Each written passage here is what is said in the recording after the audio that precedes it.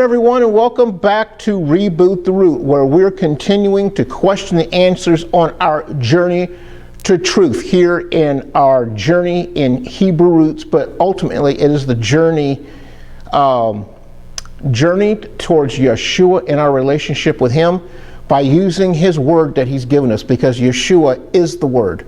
So when we study God's word, we are actually bringing a part of Yeshua into our life. It becomes part of us.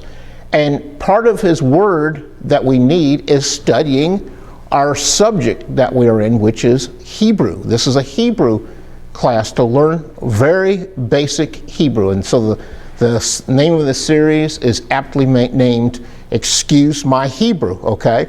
So if you've not subscribed to this channel, please hit that subscribe button, and you'll get the latest updates, all the latest videos, all the uploads that I'll put in this series, as well as the next series to come. And by the way, the next series is going to be looking at the gifts of the Holy Spirit. So you don't want to miss that one, so you'll get that notification. And if you've liked this video, at the end, please hit that like button. I'll greatly appreciate it. If you'd like to contact me for questions or comments, or just to communicate, you can send me an email to reboottherootjourney@gmail.com. Well, anyway, let's continue on in this episode of ours in Excuse My Hebrew. So first of all, where were we at last episode? Okay, so we were talking about the letter Hey and the letter Vav or Wav. Okay, and so we were looking at the fifth letter, which is Hey, and the sixth letter, which is the Vav, and we were also looking at some Hebrew words that we could see that use these two letters. Okay, so the Hey letter means behold. A revelation also means a window, and it has the numerical value of 5, seeing that it's the fifth letter of the Hebrew alphabet. So it means behold, look, reveal, revelation, and all, like I said, it means a window. Okay, and then we showed you the pictograph and the Paleo and modern Hebrew scripts of Hey. And then we moved on to the letter Vav, and that's the sixth letter of the Hebrew alphabet, and that means a hook, a peg, a nail, or a stake. Okay, and when we look at it pictograph, it looks like a tent stake. Okay, and so when we study the not the Paleo, but the pictograph versions of these letters, we know more about what letters mean. Thus, we know what the words we're studying mean. And one thing I didn't cover last week is this word that we associate with the Vav. It's called Holam. It's called the Holam. One thing we didn't cover last week with the Vav was the Holam and the Sharuk. Okay, so I remember last week I was telling you that there could be this circle, a dot, a big dot, at the top of the Vav or inside the letter Vav. And so there is a Hebrew word attached to it more than just a dot. So the dot above it is called the Holam, and the dot inside it is called the Sharuk and the Holam. So most of the time when you see this in a Hebrew word, you're going to be looking at the Sharuk. Okay, the Sharuk with the bubble inside the letter. Every now and then you'll see the Holam, but every time I've seen the Holam, it's usually a straight staff, not a crooked staff. It's a straight staff with a small circle above it, and that is the Holam. Okay, so the Holam and the Sharuk, and so both of these type of indicators or symbols, they indicate how to pronounce these words. These are called vowel points. Okay, and it will change the sound to an O or an U. And we had an example that we used that like in Teshuva, and we see this here on the screen, how it's spelled with a Tav, a Sheen, a Vav with a Sharuk, and then a Vet, and ends with a hey. Okay, so that's how we use the vav as a vowel point in Hebrew. So now we move on to the next letter that we're going to cover. Actually, we're going to cover two letters. It's going to be the Zayin and the Yud letter. So first of all, we have the Zayin, and just looking at it, it looks like a small T, does it not? It can also look like a weapon. It looks like an upside down sword, doesn't it? And so it does represent a weapon, okay? So that's what Zayin means, it's a weapon. It is the seventh letter, and it numerically means 7, obviously. And then we have a representation of what it looks like in Paleo Hebrew. It kind of looks like a capital I. And to me, it kind of stretches my imagination how that looks like a weapon, but that's what it is in Paleo Hebrew, meaning a weapon. And so let's go back over that again, because Zayin is one of those letters that can easily be forgotten, kind of sits in the background. You don't see a whole lot of words, at least I haven't, that uses the word Zayin, but it's an important letter that you'll come across every now and then. It is the 7th letter. It means a weapon, numerical value of 7, and we've seen it depicted in both a paleo pictograph and modern version here for us to be familiar with. And like when you're studying Hebrew, you're more than likely going to just be looking at the modern Hebrew letters. So let's take a look at some words that use the word or the letter Zayin. Zakin. So Zayin uses like a Z sound, so that's Zakin means an old person. So we see this here depicted here in the Hebrew letter with Zayin, the Kuf, and the final Nun. Okay, so that's Zakin, Zayin, Kuf, and final Nun. And then we get onto a word that's very important at Passover, Pesach, is Zoroah. So if you've ever done a Passover Seder, you've come across this word, especially when you do a Messianic one, is we see that Yeshua is the arm of Yahweh, and he is the Zoroah, okay?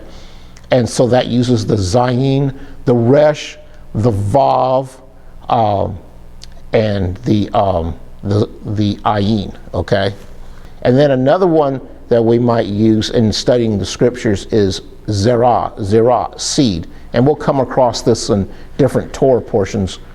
So Zerah, seed, is spelled with a Zayin, a Resh, and then a Ayin at the end. Okay, so those are Hebrew words using the Zayin letter. So that means we move on to our next letter. And this one is easily confused with another letter. We're going to go over that here. And this is the Het letter. Okay, so you notice, hey, I've seen that letter before, but no, you haven't. It looks like a Hey, okay, and it also looks like a Tav. So the Hey would be missing part of the left leg, but the Het is a complete leg, whereas the Hey is missing part of the left leg. So this is Het, and so don't get it confused. Don't get it confused with the Tav or the Hey. And so, and also it could be pronounced as Hef too, Het or Hef. And it is the 8th letter of the alphabet, and its numerical value is, you guessed it, 8. So 8 is the numerical value of Het or Hef, and it means a wall, okay? A wall. And so when we look at the Paleo Hebrew in the pictograph, we see symbols that lead to its meaning of being a Het. And also there is this meaning behind it, kind of meaning a courtyard, okay? So if you actually took the pictograph and you laid it on the ground, it would look sort of like a divided wall or a courtyard, okay? And then we look at some words that use the letter Het, okay? So we have to remember, don't get this can easily be confused with a Hey, very easily. and it can be easily confused with the tav as well. So now let's go over some words that use the letter het, okay? So het. So achot, that means sister. So we have an aleph, a het, a vav, and a tav, and that spells achot, which is sister. And then here's a very, very, very familiar word I'm sure all of you have come across. It's Pesach. That's Passover, okay? And Passover is spelled with a pei. You notice the dogish in the middle that represents that it is a pei sound, a p sound. So we have a pei, and we have a somic, and then it ends with a het, which is what we're looking at now. Then we go over to another familiar word, which is Hanukkah. Hanukkah. So a lot of people end up spelling it with an H, Hanukkah, and that's okay if you're speaking English, but really the right word in Hebrew is spelt with CH and not H. So Hanukkah, it starts with a het, and then a noon, and then a kof, not a kof, a noon, and then ends with a hey, okay? Then we have another word that we're familiar with. Actually, all these words we're very familiar with is kadosh, okay? And it's also Hadesh, the het, Hadesh, holy. This means holy, okay? So we have the het, then we have the vav as a vowel indicator. So we know it's going to make a whole sound, a hodesh, okay? Followed by a dalet, and then ends with a sheen, okay? So this het, vav, dalet, sheen spells hadesh, okay? Or hodosh. And then our last word we want to look at is called Mashiach, and we all know that word, right? That means Christ, okay? Yeshua HaMashiach, okay? And so incidentally, when you say ha with HaMashiach, you would put a hey with a vowel point, like a little T symbol underneath the hey that would say ha. That would mean the Messiah. Okay, so Mashiach is spelled with a mem, a sheen, a yud, which and a het, which we make a ch sound, Mashiach, or we could just say Mashiach. Okay, so those are our two letters. What we're studying in this episode. That we've studied the Zayin and we've studied the het, and so we'll move on next episode with the tet and the yud. The tet and the yud will be our next letters that we study.